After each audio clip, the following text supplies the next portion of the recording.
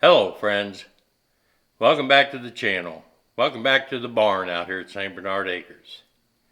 The recovery efforts to get through this devastation, the tragedy that we went through with the hurricanes, hundreds of thousands of people still without power, another hurricane on the way that's just going to disrupt all of those efforts, make the recovery even longer. There's a lot of companies out there selling you solar generators. You have to have these. These will power your house while you have no electricity. To me, it's deceptive marketing. And I'll tell you why I believe that. A generator generates electricity. That's what it does. My Champion 4,000 watt generator, that seems to be one of the most popular. I've got two of them, right? I pour gasoline in it, or I hook it up to a propane tank or diesel, whatever fuel source it's using. It's running, it is generating electricity for you to distribute throughout your house however you choose to do it. That's a generator. It doesn't store anything. It has to be running in order to generate that electricity. These solar generators, the Blue Eddies, the EcoFlows, the Jackeries, they don't generate anything.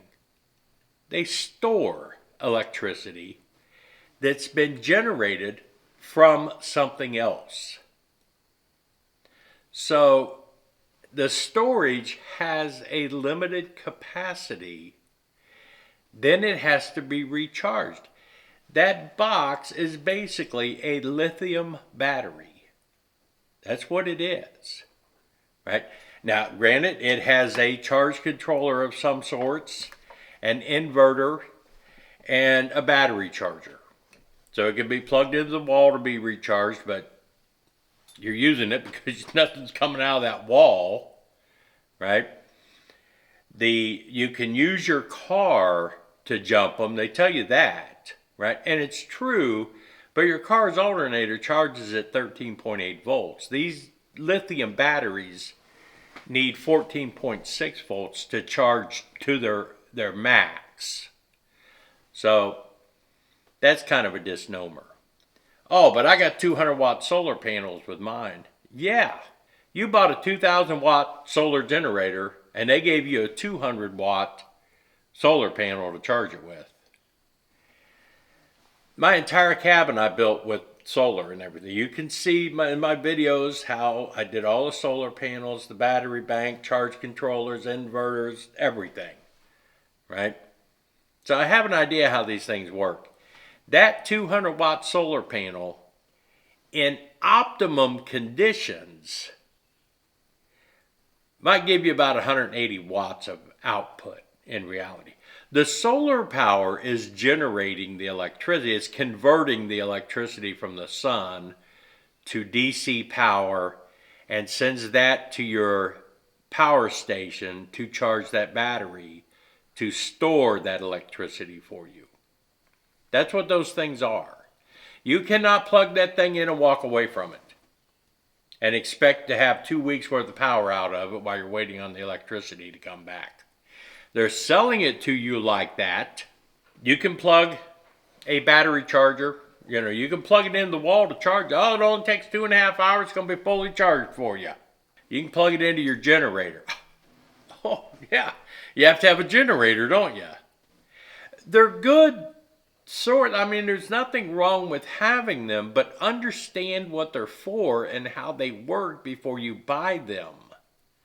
Because you can buy one of those and then realize, well, hell, I have to have a generator here at my house just to charge it so I can use it tonight.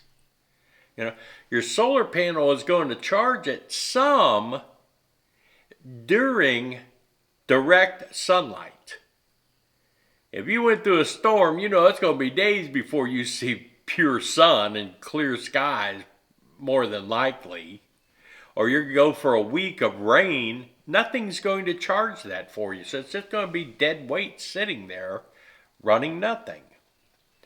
So, oh, it's got 3,000 watts of electricity. No, that means it can run something up to 3,000 watts, right? You have to look at the watt hours. How does a watt hour work, right? Volts times amps equals watts. So this, for instance, is a 12 volt, 100 amp hour battery.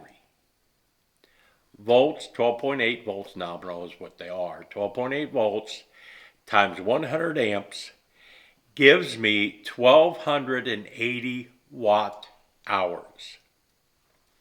A light bulb, a 60 watt light bulb, uses 60 watts per hour to illuminate. Right? I can run that single light bulb for 20 hours off of this battery before it has to be recharged. That's it. Now you think about the fact, I got to add my refrigerator to it. I got to add my freezer to it. I got to add my modem to it, my router, and charge my devices and whatever else needs to run. Right?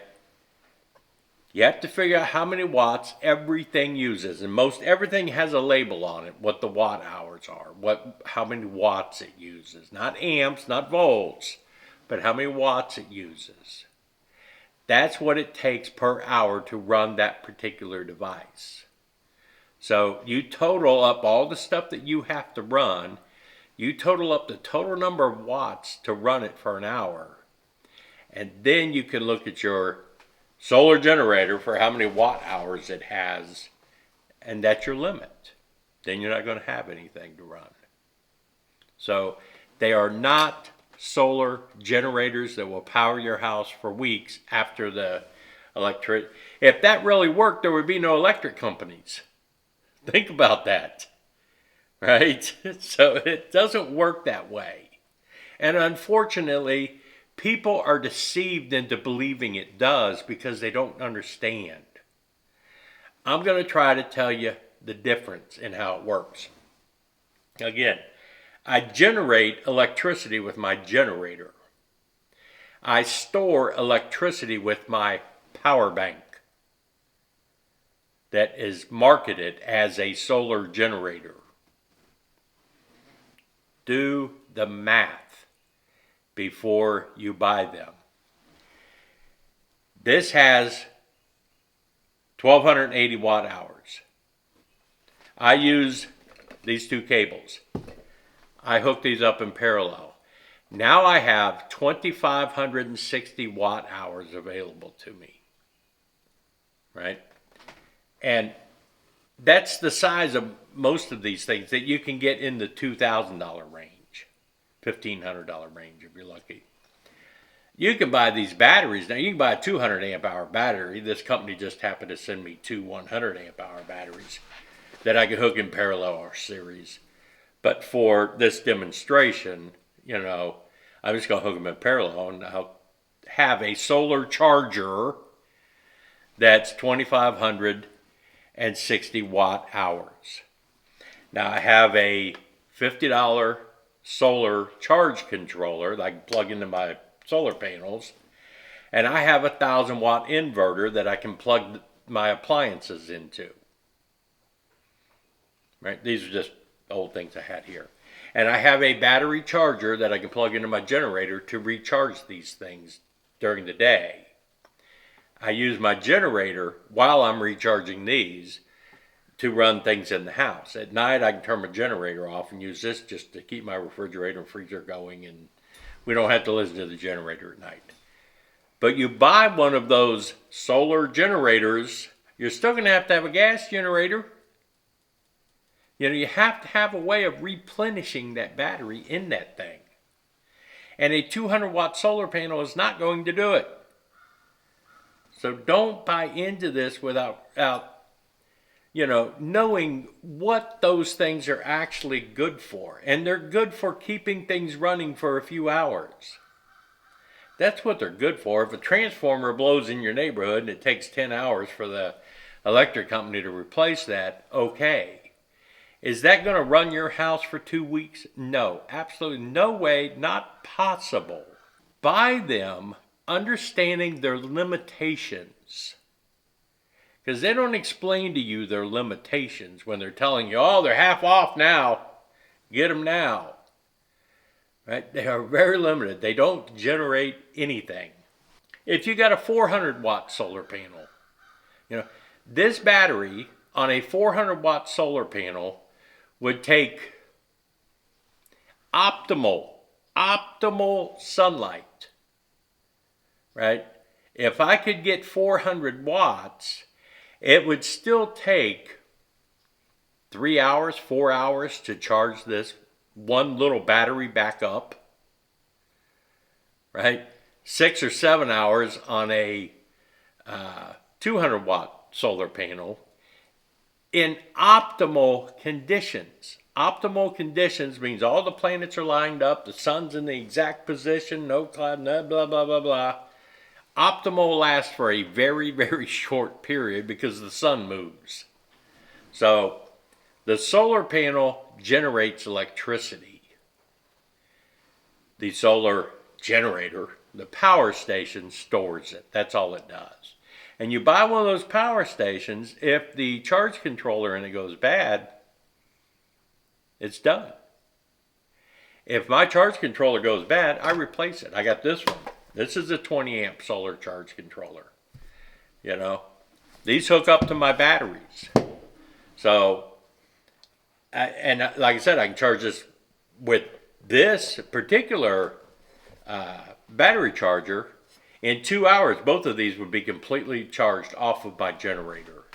So, buy one of those, but understand you also should have a generator to go with it. There's a million channels out there that these companies send these giant power solar generators to help market them and help sell them. Why don't they send them to me? Because I tell the truth as to what they really are and how they work and what they should be used for. They're great to take to tailgate parties. They're great to have outside if you're having a big cookout and picnic and you want to run some lights and music and the stereo, plug it all into one of those things for the night. Take them camping with you. Sure, one of those big ones is that, that pot of coffee that it's going to make for you is going to cost you about $2,000 to make a pot of coffee. So you got to think about that kind of stuff, folks. I just hate that they don't market them properly and explain to people. It's almost like they're taking advantage of this situation. And I hate that. I want you to have the power, and I want you to understand, though, what those things really are. They don't generate anything. They feed you a limited supply of electricity, and they're going to need more of that from somewhere. Something else has to generate it to give it to them to store it. So they're not solar generators. Think about that when you're buying them. And solar power is not the easiest thing in the world. I did all my cabin runs off. It took a lot. So just know what you got. I'm hooking two of these things together. They're going in the back closet of my house. And when the power goes out, I live out in the country. It's going to happen. I will have these to keep things running for a while. But also have 2 champion generators and a couple other generators. I can fire up any generator and charge them back up and use the generator during the day to run the air conditioner and stuff if I absolutely had to. So, understand their limitations. Understand that they are simply a lithium battery that stores power that has been generated somewhere else. They are not generators. Appreciate y'all watching. Hope that clears things up. Hope that helps you a little bit in making up your mind what to buy. Right? That's all I got to say about it. Got any questions? Ask. I will try to answer them. If I can't, I got some smart subscribers who also contribute. They might be able to help you out too. I speak as a prepper. Keep prepping. This is getting worse and worse and worse. So be prepared. This is one small, tiny part of your preparations. But Good luck, everybody. This is Joe here at St. Bernard Acres. I'm out.